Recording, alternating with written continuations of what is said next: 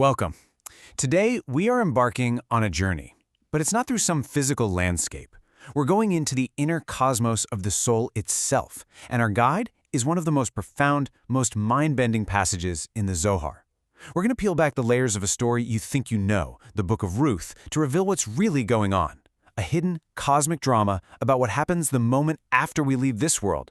So the Zohar grabs this incredible haunting verse from the Song of Songs, and in true Zohar fashion it says, "You think this is about earthly love? Not even close. This is the soul's cry right after it has left the body.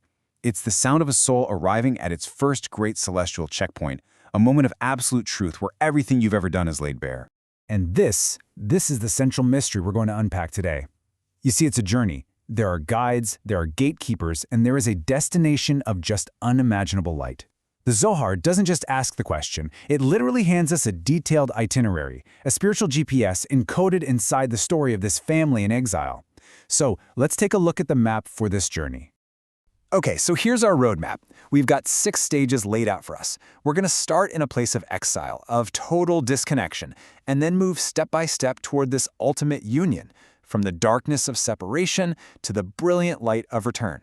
All right, let's dive right in. The story of Ruth, as we know it, begins in Moab. And the Zohar tells us, pay attention. This isn't just an historical setting on a map. No, it's a code word. Moab is the soul's state of disconnection. It's exile. I want you to imagine a world completely drained of color, just stark black and white. That's the starting point. It's a soul, or really a whole collection of soul forces, that has wandered off, lost its connection to its source, and ended up in a spiritual wasteland. And this table right here, this is basically the master key to the entire allegory. The Zohar teaches that these aren't just people in a story. They are archetypes for the components inside our own soul. You've got Elimelech, who represents the directive will, or dot, that literally steers the whole system into exile. Then his sons, Mahlon and Chilion, think of them as corrupted processes, just imbalanced energies that, inevitably crash and get terminated. And right at the center of it all, you have the 3 core levels of the soul. Naomi, she's the highest divine soul, the neshama, and her 2 daughters-in-law, well, they represent the lower levels, and they are about to face a critical system choice. So after all this immense loss, Naomi, remember she's the highest soul, decides to return. And her 2 daughters-in-law, who are these 2 lower levels of the soul, they now face a choice that is going to define their entire spiritual future. And this isn't just some dramatic scene in an old story. This is the fundamental choice that every single soul consciousness faces. Do you turn back toward the material world you know, the comfortable, the familiar, or do you cling to a higher principle and begin this incredibly difficult journey of ascent? This is the absolute pivotal moment. You have Orpah, she gives Naomi a kiss, turns around and goes back. That's it. This is the soul energy that's fundamentally tied to the body, to the blood, to the physical stuff. It just returns to the earth, back to what's familiar. But then you have Ruth. And Ruth does something completely revolutionary. She clings. She cleaves to Naomi. Her famous declaration, "Where you go, I will go." That is the cry of the spirit, choosing to follow its divine essence, no matter what it costs.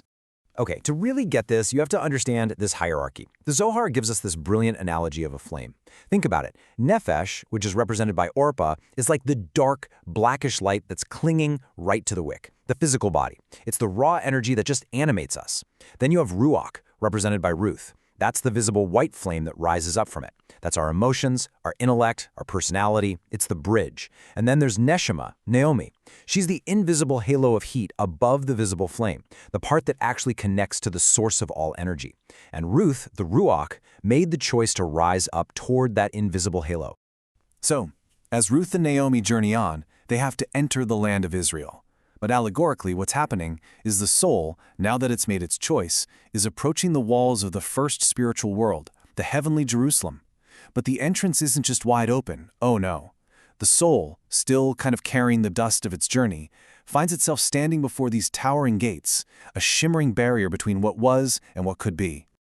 These guards are there to test the soul's worthiness, and the whole visual palette here shifts to this fiery red. It's the color of din, of strict, unyielding judgment. Now, these aren't malicious demons or anything like that. Think of them as cosmic protocols. They are there to measure, to weigh. They demand a spiritual passport, some kind of proof that the soul has generated enough merit to earn the right to keep going. So what does this mean, take its veil? Well, the veil, or the pass, which the Zohar calls the pankas simana, is the soul's accumulated merit. It's literally the garment woven from all of its positive actions and intentions. If that garment isn't enough, if the soul's spiritual credentials don't meet the system requirements, the guards just strip it away. The soul's process is rejected. It's cast back out, unable to proceed. This is a moment of profound spiritual reckoning. It's the first and maybe the most terrifying validation check of the soul's entire journey home. But for the soul that is worthy, the journey continues. Its spiritual passport gets stamped, you could say. It passes the guards, and these massive gates swing open. And now it enters a series of sacred spaces, each one a deeper level of reality and self-realization, a progressive purification. Let's go to the next slide and see exactly how this builds. So the Zohar lays out a very clear itinerary for the soul's ascent. This is a path of progressive illumination. It's not some vague, cloudy idea of heaven. It's a structured reality with very distinct stages of integration and understanding. This is the soul's first real taste of its true nature. Here, in the terrestrial Garden of Eden, the soul, the ruach, is given a new garment, a body made of light, to replace the physical one. It's a paradise of spiritual consciousness where it can finally see the true cause and effect of its earthly life, the why behind every single joy and every sorrow it ever experienced. And here, the journey becomes collective. It's not just about the individual soul anymore. In this sacred chamber, it connects with the root souls of humanity. The Zohar teaches that this special divine dew of resurrection actually awakens the ancestors, who in turn recognize the ascending soul. And they intercede for it, adding their vast merit to its own, which strengthens it for the final stages of its ascent. It's incredible. Okay, so we've been following the soul's epic, cinematic voyage, the what of the journey. But how does it all work? What's the underlying process here? This isn't random. The Zohar describes this incredibly elegant and precise cosmic mechanism, a kind of operating system for the soul. The most crucial thing to understand here is that this is not a passive tour. The soul is an active participant in a cosmic repair process, and that process is called tikkun. Every choice, every act of clinging to the good like Ruth did, every single step of this ascent is about rectifying a past state of exile and restoring a fragment of reality to its proper place in the divine order. To make this a little clearer, let's use a few modern analogies. Okay, think of it like a multi-layered software system. Orpa, the nephesh, she's a guest user. Her whole process is tied to the physical hardware, so when the body shuts down, her session is terminated. Her request to access higher levels gets a permission denied at the gate.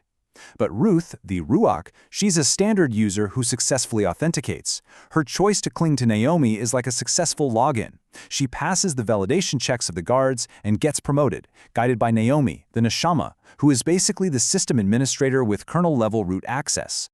Or if you're a gamer, this is going to click for you instantly. This whole journey is an epic RPG. You are the player character, the soul. You start in the starting zone, Moab. At the first major plot point, you get a choice from 2 NPCs. Orpa offers you a quest to just return to the starting zone. It's familiar, but there's no progression. But Ruth, she offers you the main story quest, the Ascent.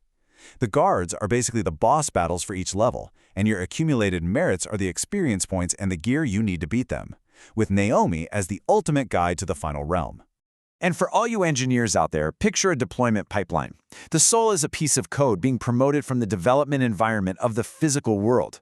Ruth's choice initiates the deployment. The guards are the automated validation tests at the first gate. Gan Eden is the staging environment, where the code is purified and tested. The Cave of Machpelah is legacy integration, making sure everything's compatible with the core ancestral codebase. And finally, after passing all the checks, it gets deployed to the live production environment, the final unification. So, having passed through all the stages, having been validated, purified, and integrated with the collective spiritual history of its people, the soul finally arrives at its destination. Ruth, the ruach, has fully, completely integrated with Naomi, the neshama. The spirit has finally reunited with its own divine essence. And this is the ultimate homecoming. The black of exile, the red of judgment, the green of paradise, it all just dissolves into this brilliant, indivisible white light. Now, the Zohar is clear. This is not an annihilation of the self. It's the ultimate fulfillment of the self. It's that moment the soul, now fully rectified, recognizes itself as an inseparable part of the divine whole.